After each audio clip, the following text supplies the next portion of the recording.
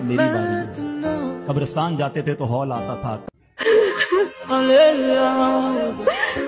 L'arrivée imminente du corps du président rwandais Paul Kagame à Kigali et le président ivoirien Alassane Ouattara rend un vibrant hommage à Paul Kagame. Sous l'impulsion de la ministre d'État Anne-Désirée Ouloto, coordonnatrice régionale du parti, une vaste tournée de sensibilisation a été entreprise pour galvaniser les troupes. Le délégué départemental a présenté cette rencontre comme un moment déterminant pour la consolidation et l'orientation stratégique du parti. Il a également tenu à saluer la mobilisation remarquable observée lors du pré-congrès de Giglo, y voyant Alassane Ouattara rend un vibrant hommage à Paul Kagame. Depuis le 16 juin 2025, des publications partagées massivement sur WhatsApp, Facebook et Telegram affirment que le président du Rwanda, Paul Kagame, aurait été remplacé à la tête du pays par son premier ministre, Edouard Ngirente, en raison Les mentions d'une cérémonie présidée par le Premier ministre à la place de Kagame, bien que vérifiables, ne signifient pas automatiquement une incapacité ou un intérim. Les absences ponctuelles du président ne sont ni rares ni alarmantes.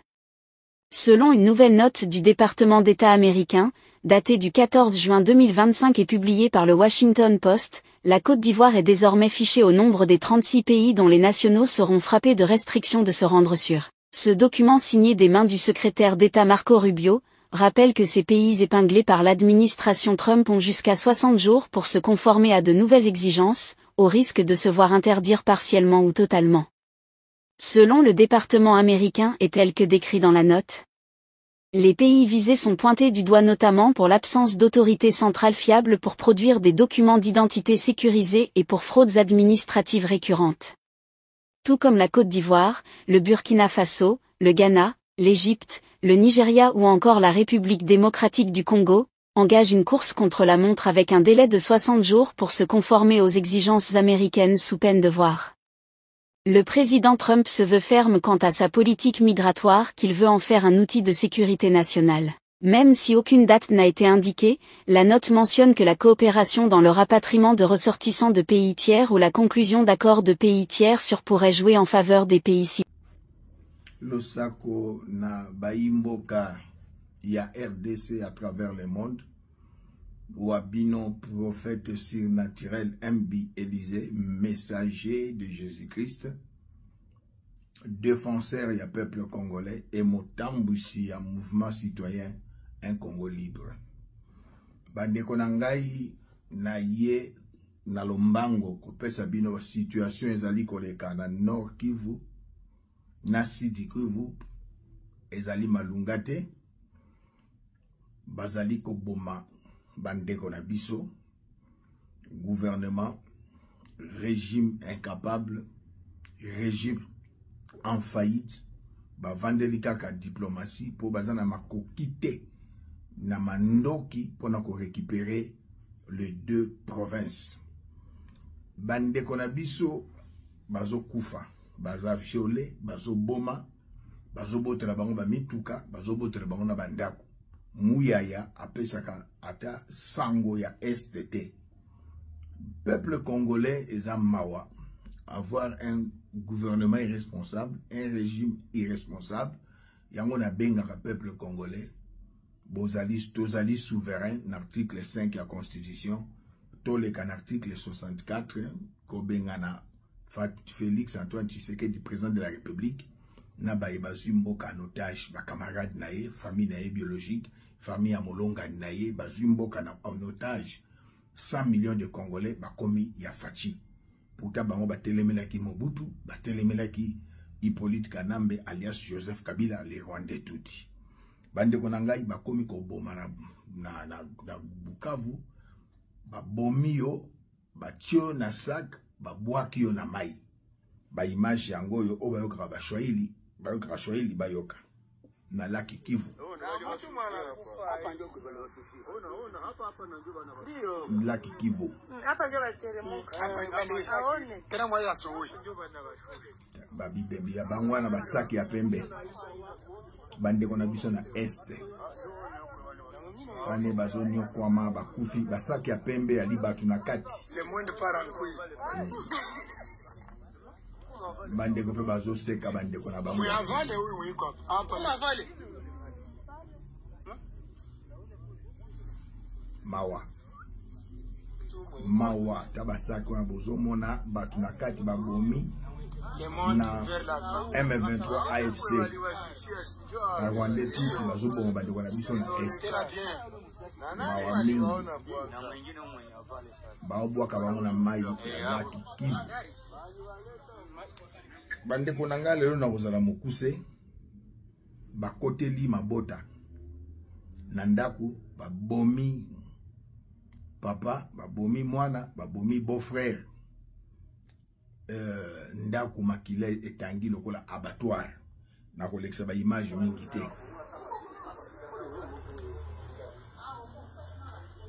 Mawa ta makila lokola abattoir. AFC M23 ba Rwanda tuti bazobonga bandeko ya biso.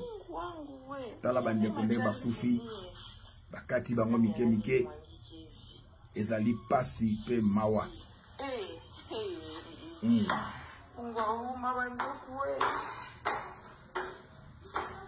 Eza ba image ya minute belé mais na kolekisa ba minute belé te. Alors ba vidéo eza belé mususu to kolekisa na YouTube te. Peuple congolais, un peuple célibataire.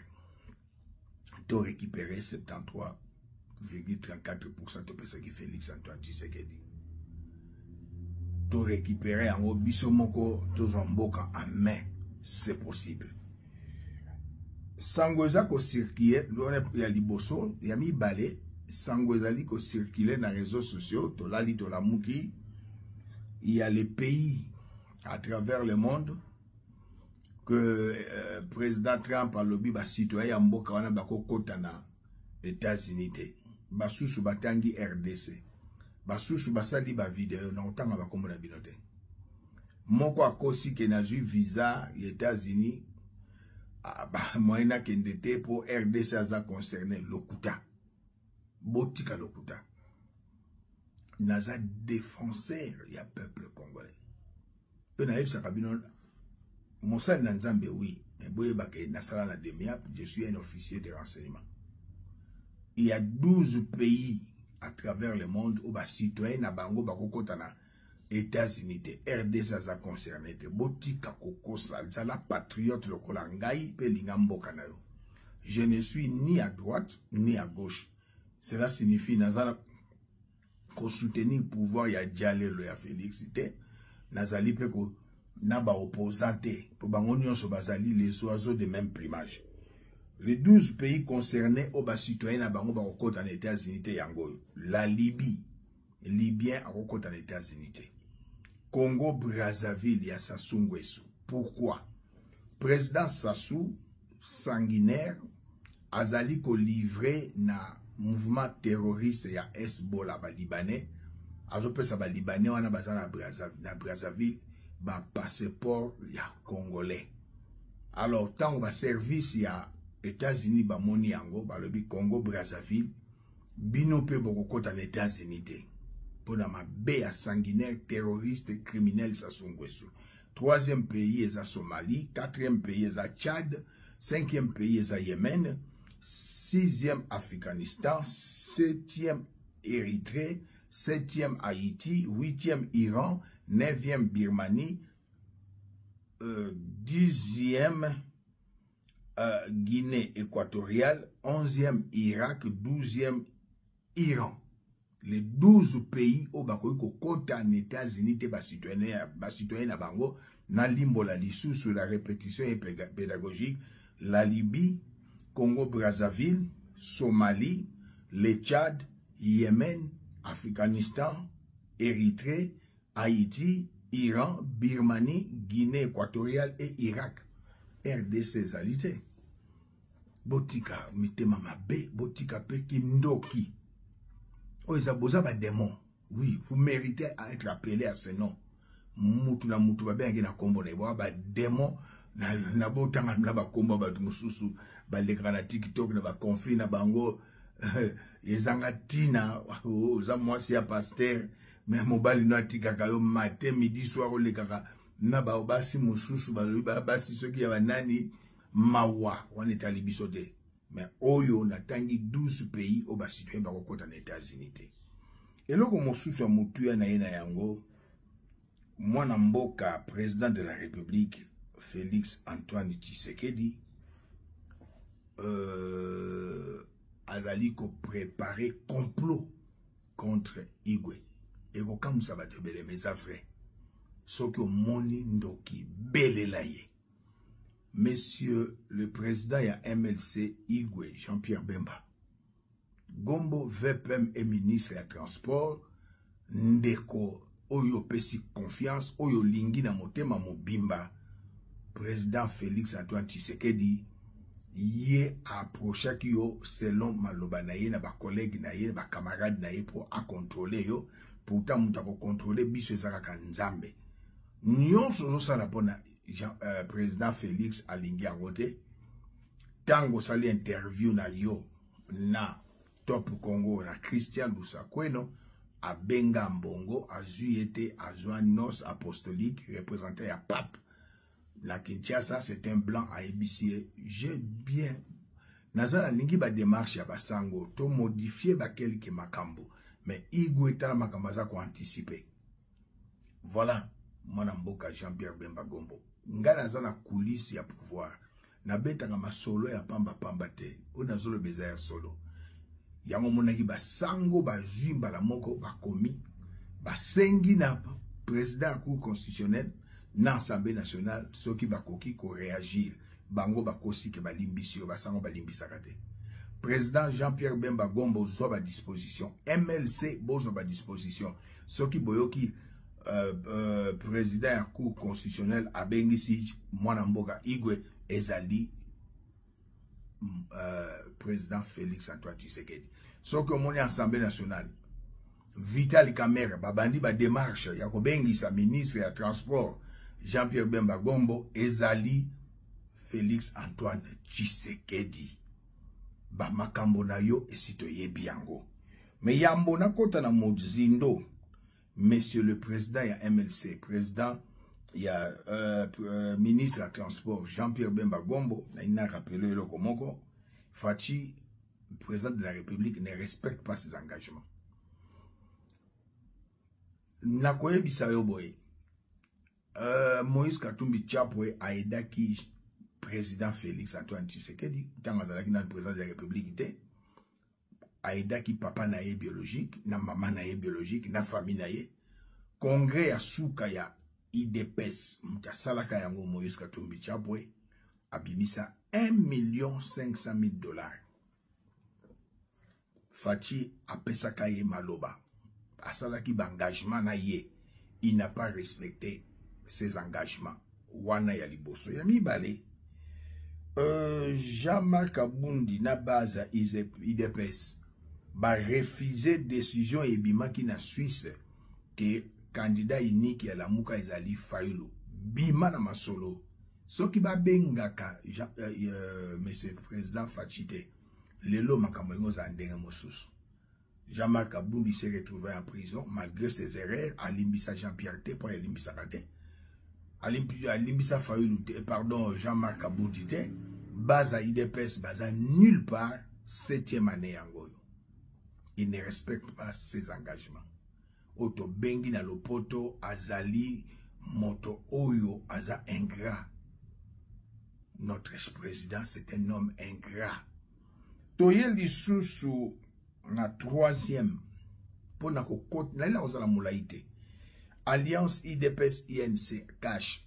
Tango Jean-Marc Abundi na base IDPS balumiso to lingi Fayulu te yo foza la candidat. Mbala moko Vital Kamerhe a récupéré situation bakena na Nairobi. Nga 5 ans liboso yo kozala président, nga na kozala premier ministre, mais bazoki majorité te acheye dirkab. Deuxième 5 ans nga na kozala président akosi Vital Kamerhe. Toye na alliance na ina Joseph Kabila. Partenaire fiable le tosuki wapi. Attaque aux amalamu, mais le il ne respecte pas ses engagements. Toye na 6e partenariat na avec Paul Kagame. Le Tosukiwapi ne respecte pas ses engagements. 6e alliance avec les vrais combattants et résistants babundi pona papa Etienne Tshisekedi, babundi pona RDC. Ata mon côté, abenda ye pembeni. Banri Monke, bao bazan Afrique du Sud, bana kisasa, bazo telengana. Likambo mabele ya Canada, wakancha, bazé belé, abengi ba chekouler, abengi ba miyibi, azo travailler na bango. Bazo bengo détournement, c'est du vol. Régime où Félix Antoine Tshisekedi, ezali Jean 10 premier paragraphe.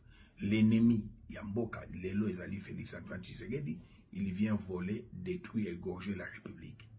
Mais Dieu enverra quelqu'un pour délivrer la RDC et donner à la RDC une vie en abondance. C'est très bientôt.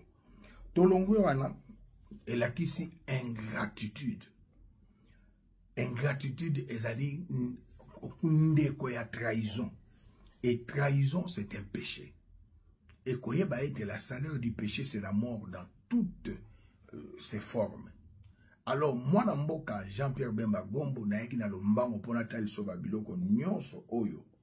Po oyeba ete, bak bongi saki aliambo, olingo sala coup d'état, na fifi masuka, na telemela kiyango, balalisi. Soko monindo ki belela. Si on a des réseaux sociaux, bazolo ba 722 millions de dollars, yo mandungu na ndeko ya Félix, lukuta munene. Monsieur Jean-Pierre Bemba Gombo, ministre ya transport, a komaki ministre ya défense na mois d'avril 2023, a longwe na mois de mai 2024, une année et un mois a comme ministre après, c'est la ministre ya Wapi, VPM et ministre des Transports.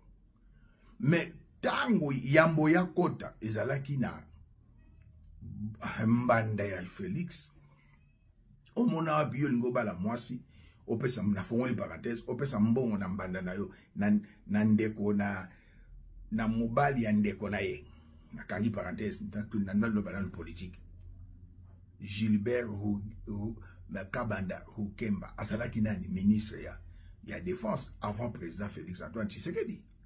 Et tant Jean-Pierre Bemba Zalaki ministre ya défense, akutaki kosomba arme, kosomba mituka, kosomba ba armement, makambo nyonso ezalaki pa ya nani? Franck Itumba. Hier, Jean-Pierre Bemba Gomba lobi non. Makambo kozale pas Franck Itumba te. Botinda na chef d'état-major général. 722 millions de dollars au bazar koloba. Ezali Franck Itumba, na président de la République de Baliembongo.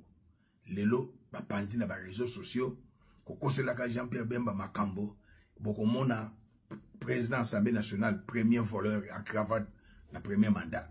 Bokomona, oyazali manipulé, président ya cour constitutionnelle, bakozwa Makambo yo, po batia Jean-Pierre na justice, keba lamuka, sokomoni ndoki, belela. Il a sacrifié le jeune Moutamba. Ndenge palinga sacrifié yo. Nga papa nanga za politicien atika biso. Marcel Itumba. Azalaki na Radeco, Rassemblement des démocrates congolais. Oya Cyril Adoula, l'un des premiers ministres en Mboka na biso. Nbaina ba bomboko, na papa Ilunga Djibwe. Nulle part avant 60, même après 60, jusqu'à aujourd'hui, un membre parti politique comme MLC Parti Mounene a tikip MLC a salé lui aux campagnes. A tamboli na ba province nyonso. A lakisi na ba tuete ba voté yo. Félix c'était un gars à Bossani. Bitumba babotoli Goma, babotoli Bukavu, nanya bimi a tamboli na 24 provinces, a sali recrutement ya ba soldat. Jean-Pierre Bemba Gombo pro Félix a somona yangote. Alobi faut longola yo, a écarté yo, bakende na ba schéma ya ba sango, nouvelle formule. Cela signifie Nanga Aya, Joseph Aya, Bazala Gracier, mais brassage ezalate, mixage ezalate. Keba na Félix Antoine Tshisekedi mwana mboka Jean-Pierre Bemba Gombo naza mutu ya coulisse ya pouvoir. Vous pouvez imaginer Nyota, l'une des sœurs aînées de Denise Nyakero, Azana Kolwezi, Azako exploité illicitement na ba cousine, na ba ndeko Félix, minéra mboka na biso. yende bapesaka ye charge ya kosomba ba uniforme ya armée na ya police. Nyota la grande sœur à Denise Nyakero bakomisi mboka lokola ya bango. Nyota za na Kolwezi mutu apesaka ye marché wana Gilbert Kabanda kurenga oyo lelo ministre ya mbokoto ya recherche scientifique un Rwandais tout tobenganaka ye na 98 azalaka na pigeon na antenne azalaka na boulangerie ya ba Rwandais et lelo yo babiloko ya boye ngana koko ndima yango te igwe bako traduire na justice muta bomba bina sima Félix Antoine Tshisekedi alobi yo lingi makambo ya dialogue avec les étrangers. Pourtant c'est vrai. Mais lui, sa femme étrangère, babo frère étranger, Nyota, la sœur aînée de Denise Nyakero, azala marché à kosomba kaba uniforme ba soldat, pe azali ko yiba ba minéré una na Kolwezi. Batu nyoso ba yebi na Kolwezi, Nyota, la sœur aînée de Denise Nyakero, boyebisaka Rwandaise tuti. Igwenga na sukisi za fongola miso. Chargé à logistique ya maison militaire. Raoul Nano. Azaneka ketiket. C'est ce qui bako kanga batu pour la 722 millions. Bo kanga Franck Tumba avec Félix Antoine Tshisekedi. Bangonde balie 722 millions. Botika mwanamboka igwe. Okomiko bimisana baba kambo lokuta. Mota nyokwa mi po na patrie. Motazo tambola pe ko sunga yo obalukelie président cour constitutionnel na Jean-Pierre Bemba na plutôt Kamere les Rwandais outou peuple congolais botelema to récupérer pouvoir na biso auto pesa Félix Antoine Tshisekedi. Le pays est pris en otage. Le problème ya RDC lelo ezali Félix Antoine Tshisekedi. Natanga Mobutu c'était Mobutu.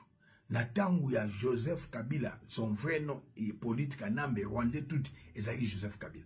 Mais aujourd'hui, c'est à Oyo, le problème, c'est Félix Antoine Tshisekedi, avec ses alliances contre nature. Peuple totalement, tosikolamboka. Tangu zifweni, jiba kukumbana, tangu et ekoki, sayi inenea, wabino, les grands patriotes, prophètes MB Élysée, messager de Jésus-Christ, défenseur et peuple congolais. Merci.